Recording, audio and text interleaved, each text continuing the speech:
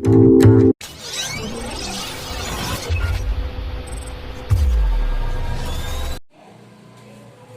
Children's, आज हम करने वाले हैं इलेक्ट्रिसिटी का पार्ट 2।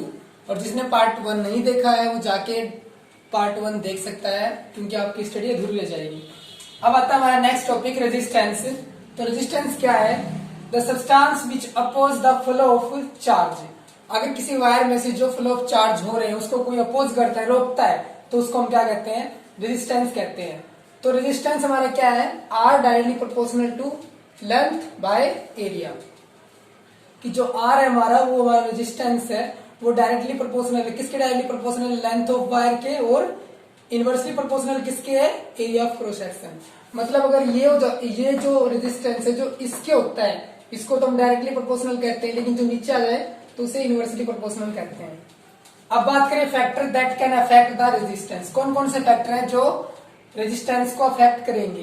तो पहला फैक्टर का नाम क्या है? Length of the wire. Wire की जो लेंथ होती है वो कैसे रेजिस्टेंस को अफेक्ट करती है? अगर किसी वायर की लेंथ हम बहुत ज्यादा बढ़ा देते हैं तो क्या है कि भाई लेंथ बढ़ाने से रेजिस्टेंस भी उसका बढ़ जाता है, क्योंकि लेंथ क्या है? डायरेक्टली प्रोपोर्शनल है। अब इसीलिए तो फर्स्ट इक्वेशन क्या बनी? Length is directly proportional to resistance is directly proportional to length of the wire के। दूसरा पॉइंट आता है नेचर ऑफ मटेरियल, कि मटेरियल कैसा है। अगर मान के चलो मटेरियल बिल्कुल प्योर है, प्योर मेटल है, उसमें किसी अनदर मेटल की जो मिक्सिंग है वो नहीं की है, तो उस मेटल से इलेक्ट्रिसिटी क्या होगी कि स्पीडअपली और ज्यादा पास आउट हो जाएगी विदाउट रेजिस्टेंस कोज किए। लेकिन अगर मान के चलो जिसके कोई भी मेटलॉइड है जिसमें क्या है, मेटल प्लस नॉन मेटल की मिक्सचर है, अगर उसमें से आप इलेक्ट्रिसिटी पास करते हैं तो वो कुछ कम आएगी, जिससे हम क्या बोलेंगे कि उसके अंदर रेजिस्टेंस ज्यादा है, हाई रेजिस्टेंस होगा। टेम्परेचर, अगर हम टेम्परेचर इंक्रीज करते हैं तो रेजिस्टेंस क्या होता है? डिक्रीज हो जाता है, क्योंकि अगर टेम्परेचर बढ़ाते जाएंगे रेजिस्टेंस कम होता जाएगा, क्योंकि वो उसके इनवर्सली प्रोपोर्शनल है। अब बात करते हैं fourth, area of cross section. अगर किसी वायर का एरिया ऑफ क्रॉस सेक्शन मतलब लार्ज कर देंगे, उसकी मोटाई बढ़ा देंगे, तो अगर एरिया ऑफ क्रॉस सेक्शन उसका डायमीटर अगर इंक्रीज करते जाएंगे तो क्या होगा? रेजिस्टेंस घटता जाएगा। लेकिन अगर उसका डायमीटर कम करते जाएंगे तो रेजिस्टेंस क्या होता जाएगा? बढ़ता जाएगा, क्योंकि ये इसके क्या है? Inversely proportional. अब हम टर्म फर्स्ट को और टर्म सेकंड को, दोनों टर्म्स को एक दूसरे के पैरेलल या फिर कह सकते हो इन दोनों इक्वेशंस को रखते हैं, देन क्या बनता है वो हम आगे पढ़ेंगे। एक बार के लिए आप इतना उतार लो एक। अब आगे क्या है कि R directly proportional to L, जो हमने जो पीछे इक्वेशन की है, जो हमने रेजिस्टेंस पढ़ा है, उसकी इक्वेशन बनानी है। तो डेरिवेशन बनाते टाइम क्या है कि भाई हमारा जो रेजिस्टेंस था वो किसके डायरेक्टली प्रोपोर्शनल था? लेंथ के डायरेक्टली प्रोपोर्शनल था। तो फर्स्ट इक्वेशन। और सेकंड में क्या है कि भाई resistance inversely proportional to the area of cross section. Second equation जब दोनों को एक दूसरे से पुट करते हैं तो क्या है? Putting equation first into equation second. जब हम दोनों को इक्वेशन फर्स्ट को इक्वेशन सेकेंड को पुट करते तब क्या होता है? R directly proportional to L by A. और डायरेक्टली प्रोपोर्शनल का निशान किसी ना किसी कांस्टेंट से हटाया जाता है। तो कांस्टेंट इस बार कांस्टेंट हमने क्या लिया? रो। तो रो क्या होता है हमारा? रो इज ए रेजिस्टिविटी कांस्टेंट, तो हम इसको क्या कहते हैं? रो कहते हैं। ठीक है। अब आता है नेक्स्ट कि भाई जब जो डायरेक्टली प्रोपोर्शनल निशान हमारा रो है, इसको हम पुट करते तो ये जो रेजिस्टेंस था डायरेक्टली प्रोपोर्शनल में ना रहकर इक्वल में आ जाता है। तो R equal to rho L by A. ये हमारा रेजिस्टेंस का फॉर्मूला बन गया। इसके ऊपर न्यूमेरिकल्स आएंगे, वो हम ट्राई करेंगे। आगे देखते हैं। तो resistance are of two type, पहला सीरीज, दूसरा पैरेलल। अब आगे इसका डेरिवेशन बनाते हैं। तो इतना आप एक बार के लिए लिख लो, फिर आगे चलते हैं। अब आगे क्या आता है? अब हमारे resistance are of two type, ये हमने पढ़ा था। तो दो टाइप के जो रेजिस्टेंस है, एक तो हमारा सीरीज और दूसरा हमारा पैरेलल। अगर सीरीज की बात करें तो इसमें क्या बोलेंगे कि हमने तीन रेजिस्टेंस लिए, just the three resistance R1, R2 and R3। Which are connected with the battery, जो कि बैटरी से कनेक्टेड है। और बैटरी के साथ साथ रेजिस्टेंस के साथ साथ क्या कनेक्ट है, एक तो कनेक्ट है हमारा क्या, वोल्ट मीटर, दूसरा कनेक्ट है हमारा एमीटर। अब जो हमारा वोल्ट मीटर कनेक्ट है और एमीटर कनेक्ट है, एमीटर क्या करेगा, करंट को मेजर करेगा, एंड वोल्ट मीटर क्या मेजर करेगा, पोटेंशियल डिफरेंस मेजर करेगा। और करंट जो मूव करेगा वो पॉजिटिव से नेगेटिव की तरफ मूव करेगा, वो हमको पहले ही पता है। तो हमने एक बात देखी कि यहाँ पर जितनी भी रेजिस्टेंस है ना, सब रेजिस्टेंस का अपना अपना पोटेंशियल डिफरेंस होगा। तो वी सबका क्या है, अलग अलग। तो वी सबका अलग अलग है, तो देखा जाए क्या है कि अगर मैं बात करूं पोटेंशियल डिफरेंस सीरीज का, तो क्या होगा, V1 plus V2 plus V3।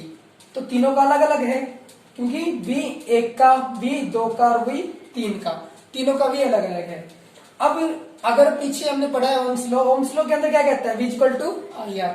तो IR की जो इक्वेशन है वो इसके अंदर पुट कर दो, तो V अगर आप ओपन करेंगे तो क्या आएगा, IR। तो क्या बन गया, अगर हम इस वैल्यू को पुट करेंगे इसके अंदर तो क्या बन गया हमारा IRS, IR इसके अंदर तो IRS।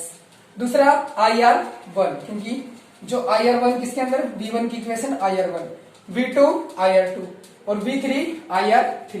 ये I से I हमने कैंसिल कर दिया, कॉमन लेके बच क्या गया हमारे पास, रेजिस्टेंस इन सीरीज में R1 R2 R3। It means resistance जो सीरीज के होते हैं वो क्या होते हैं, उनको आप डायरेक्टली प्लस कर सकते हैं, ठीक है, और सारे के सारे प्लस होते हैं। अब बात करें पैरेलल की, तो पैरेलल में क्या है कि भाई तीन रेजिस्टेंस लिए R1 R2 R3 अरेंज कर दी पैरेलली फॉर्म में और कनेक्ट कर दी बैटरी से। और बैटरी से कनेक्ट करने के बाद क्या है कि जब बैटरी से कनेक्ट किया तो करंट फ्लो कर दिया इसके अंदर से, जब इसके अंदर से करंट फ्लो किया तो करंट फ्लो करने लगा पॉजिटिव से नेगेटिव की ओर। जब करंट जा रहा था तो करंट आफ्टर अपने आप ही डिवाइड कर गया तीन पार्ट्स में, 1 2 3, तीनों पार्ट्स में करंट डिवाइड हो गया। इट मींस हर रेजिस्टेंस का अपना अपना करंट है। और जब अपना अपना करंट है तो अगर बात करें करंट इन पैरेलल में तो क्या है, I1 I2 I3, तीन करंट हो गए। अकॉर्डिंग टू ओम्स लॉ जाए तो I equal to V by R, और V बाय R है तो V बाय R की इक्वेशन अगर तीनों हम पुट करेंगे तो क्या आ जाएगा, IP में तो V बाय RP, तो RP आ गया। दूसरा अगर पुट करेंगे 1 में तो I equal to V by R1, second में तो V बाय R2, थर्ड में तो V बाय R3। V से V कैंसिल, कॉमन लेके क्या बच गया हमारे पास, 1 बाय RP इक्वल टू क्या बच गया, 1 by R1 plus 1 by R2 plus 1 by R3। ये हमारे सीरीज एंड पैरेलल रेजिस्टेंस, फटाफट इसको नोट्स में लिख लीजिए और कर लीजिए। अब आगे क्या बच्चों, अब आगे आता है हमारा यूनिट, रेजिस्टेंस की यूनिट। तो क्या है, यूनिट ऑफ रेजिस्टिविटी हम पढ़ रहे हैं। अगर रेजिस्टेंस की यूनिट की बात करें तो ओम यूनिट होती है किसकी, रेजिस्टेंस की। पर यहाँ पर किसकी बात हो रही है, यूनिट ऑफ रेजिस्टिविटी। रेजिस्टिविटी मतलब रो क्या था हमारा, रेजिस्टिविटी कांस्टेंट। तो हम क्या करेंगे, R equal to rho L by A है हमारा। रो को हम बाहर ले लेंगे क्योंकि रो क्या है, कांस्टेंट वैल्यू है। अब रो को हमने बाहर ले लिया तो ये क्या हो जाएगा, रेसिप्रोकल हो जाएगा। तो R into A by L आ जाएगा। रेसिप्रोकल होने के बाद अब इसमें वैल्यू रख देते हैं आप। तो वैल्यू कैसे, लेंथ की क्या होती है वैल्यू, मीटर, लेंथ की यूनिट मीटर होगी, एरिया की मीटर स्क्वायर, ओम की रेजिस्टेंस की क्या है, ओम, अभी बताया मैंने। तो जब रखा हमने तो मीटर से मीटर स्क्वायर कैंसिल हो गया, तो क्या बच गया, ओम मीटर। ये हमारी यूनिट किसकी आ गई, रेजिस्टिविटी की यूनिट आ गई। अब आता है एनर्जी। एनर्जी क्या होती है, कैपेसिटी ऑफ डूइंग वर्क, काम करने की क्षमता को एनर्जी कहते हैं। तो एक्सप्रेशन अगर निकाला जाए तो देखो अभी बात हमारी इलेक्ट्रिक करंट की चल रही है। इलेक्ट्रिक करंट में कैसे एनर्जी बनती है, तो इलेक्ट्रिक करंट की को हम कैसे एनर्जी की तरह इस्तेमाल करते हैं। तो बात आई तो the capacity of doing work with the help of electrical energy, electric energy की हेल्प से। अगर हम चार्ज फ्लो करें पर यूनिट टाइम या किसी वायर से तो क्या कहलाता है हमारा, इलेक्ट्रिक करंट। तो I equal to Q by T। तो ये हो गया हमारा इलेक्ट्रिक करंट। Q को हम ले लेंगे इस साइड, तो I into T first equation आ गई। दूसरा, if amount of work done by the flow of charge, कितना वर्क डन होगा अगर चार्ज चलना शुरू कर दे, तो V equal to W by Q, ये हमारा पोटेंशियल डिफरेंस था। हम क्या करते, W को इस साइड ले लेंगे, V इंटू Q आ जाएगा। ये हमारी second equation, first and second दो इक्वेशन आ गई। अब एक बात देखनी है, जो W equal to V into Q था, देखा जाए तो Q इक्वल टू क्या है, I इंटू T। तो Q तो ऐसे कैसे एज इट इज हमारे पास, तो हमने इसको फर्स्ट मान लिया। तो वैसे पहले इसको ना मानो, पहले इसको मानो, क्योंकि गलती से ये लास्ट में लिखी गई। इसमें क्या है, W equal to V into Q, जो हमने ये वाली उठा के यहाँ रख दी। तो इसमें वी को तो ओपन करने की कोई जरूरत नहीं, अगर वी ओपन करते तो कैसे ओपन होगा, आईआर से। पर यहाँ पर क्यू को ओपन कर लो, क्यू क्या था, आई इंटू टी, ये रहा आई इंटू टी। तो वी ओपन कर लिया, क्यू ओपन कर लिया हमने आई इंटू टी से। तो करने के बाद क्या है कि भाई आई इंटू टी, हम जब इसको कंबाइन करेंगे तो वी आई टी, ये फर्स्ट इक्वेशन है हमारी। दूसरा W equal to V into Q, एक बार वी को खोल लो, और जब वी को ओपन करते हैं आप वी को, तो आई आर से ओपन होएगा, और क्यू हमारा आई इंटू टी, तो आई से I square R T, I square R T, ये सेकेंड इक्वेशन। दूसरा W equal to V into I T, या फिर इसको देख लो, या फिर एक बार इसको ओपन कर लेते हैं आप, तो क्यू हमारा क्या था, आई टी के इक्वल था क्यू हमारा, तो V into I into T. अब वी तो एज इट इज, आई को ओपन कर लेंगे वी बाय आर के थ्रू, तो वी बाय आर के थ्रू ओपन कर लिया, टाइम हमारा एज इट इज है, तो वी से वी का स्क्वायर बाय आर और ब्रैकेट टी, ये हमारी थर्ड इक्वेशन आ गई। ये तीन जो इक्वेशन है हमारी, ये हमारी किसके लिए इंपॉर्टेंट है, हमारे इसके लिए क्या कहते हैं, एनर्जी से, और इन्हीं से वर्क डन आएगा, सॉरी इसी से हमारा पावर आएगा, और इसी से हम निकाल पाएंगे हीट। तो हमारी तीन इक्वेशन बहुत इंपॉर्टेंट है, इन्हीं के ऊपर न्यूमेरिकल आता है सीबीएसई के अंदर भी और बोर्ड के अंदर भी। अब आते हैं इसकी यूनिट कैसे बनाएंगे, तो यूनिट हम इस थ्योरम के थ्रू बनाते हैं, वी आई टी के थ्रू, या फिर इसकी बना सकते हो, इससे बना सकते हो, पर हमारी ये भी बन सकती है। तो v का क्या है 1 वोल्ट, i का 1 एम्पियर और टाइम का 1 सेकेंड, तो 1 volt into 1 ampere into 1 second is equal to volt पर सेकेंड इज कॉल्ड जूल। तो जूल इसकी यूनिट है। तो आपको पता है एनर्जी यूनिट क्या होती है, जूल, इतना आप लिख ले और कर ले। अब आगे क्या आता है बच्चों, नेक्स्ट टॉपिक है इलेक्ट्रिक पावर। इलेक्ट्रिक पावर क्या होता है, the rate of doing work is called electric power. The rate of doing work कैसे, कि कितने रेट मतलब कितने टाइम के अनुसार कितनी इलेक्ट्रिसिटी की का यूज हुआ है, उसे बोलते हैं भाई the rate of doing work, मतलब काम करने के दौरान कितना मतलब टाइम लगा है, रेट का अर्थ होता है टाइम। लेकिन एक बात अच्छे से याद रखना कि पावर के अंदर टाइम का कंट्रीब्यूशन नहीं होता, न्यूमेरिकल निकालते टाइम, जो टाइम आएगा वो कभी भी उसके अंदर डायरेक्ट नहीं आएगा, क्योंकि पावर के अंदर टाइम होता ही नहीं है। लेकिन पावर के अंदर अगर टाइम लग रहा है तो टाइम सीधा मल्टीप्लाई में आएगा। तो कैसे, electric power the rate of doing work is called electric power, P equal to E by T, या P equal to E by T, जो हमारा ये हमारा पीछे हम पढ़ चुके एनर्जी है, इसको वर्डन भी कह सकते हैं, पर ये एनर्जी है। P equal to E by T, ये फर्स्ट इक्वेशन होगी हमारी जो कि इससे है। अगर कोई पावर निकालने के लिए बोले तो वो आपको टाइम और इलेक्ट्रिक करंट या फिर सॉरी इलेक्ट्रिक एनर्जी देगा, तो आप पावर निकाल सकते हो। या फिर इलेक्ट्रिक एनर्जी निकालने के लिए बोले तो E को साइड में ले लो, तो क्या बन जाएगा, E को अगर साइड में ले लेते हो तो ये बन जाएगा P इंटू टी, तो आप एनर्जी निकाल सकते हो।